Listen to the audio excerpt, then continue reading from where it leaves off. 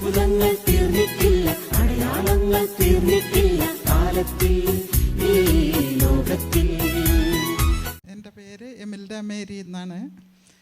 ചിറ്റൂർ അമ്പാട്ടപാളയം ഇടവകയിൽ നിന്നാണ് വരുന്നത്.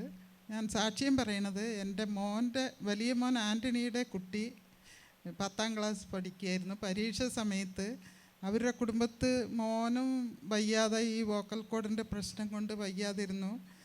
അപ്പോൾ ഈ കുട്ടിക്ക് ഭക്ഷണം കഴിക്കാൻ വയ്യ, എനിക്ക് പഠിക്കാനും വലിയ ഇതില്ല എന്നൊക്കെ പറഞ്ഞ് വിഷമിക്കണമെന്ന് പറഞ്ഞിട്ട് മോൻ വന്ന് എൻ്റെ അടുത്ത് പറഞ്ഞു, അമ്മ ആ കുട്ടി ഭക്ഷണവും കഴിക്കുന്നില്ല, പഠിക്കുന്നുണ്ടോ അറിയില്ല, എനിക്ക് എങ്ങനെ പരീക്ഷ എഴുതുമെന്ന് എനിക്ക് അറിയുന്നില്ല എന്ന് പറഞ്ഞ് മോൻ വന്ന് വിഷമിച്ച് പറഞ്ഞു. അപ്പോൾ എനിക്ക് അങ്ങനെ സമാധാനിപ്പിക്കാനേ പറ്റുള്ളൂ.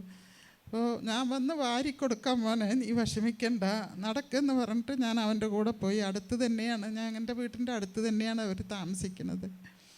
പോയിട്ട് ഞാൻ വാരിക്കൊടുക്കാം, നീ ഭക്ഷണം കഴിക്കുമോളെ, എന്നല്ലേ പഠിക്കാനും പരീക്ഷ എഴുതാനും പറ്റുള്ളൂ പറഞ്ഞു.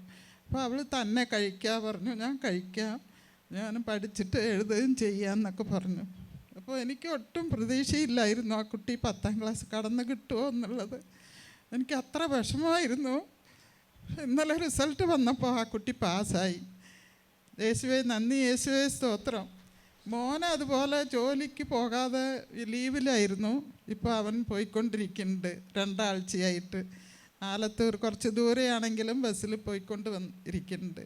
യേശുവേ നന്ദി, യേശുവേ സ്തോത്രം. ഞാൻ വചനം വെച്ച് എപ്പോഴും പ്രാർത്ഥിക്കാൻ പറയുമായിരുന്നു മോൻ്റെ കുട്ടിയോട്. യേശയ്യാ 45:2. യേശുവേ നന്ദി, യേശുവേ സ്തോത്രം.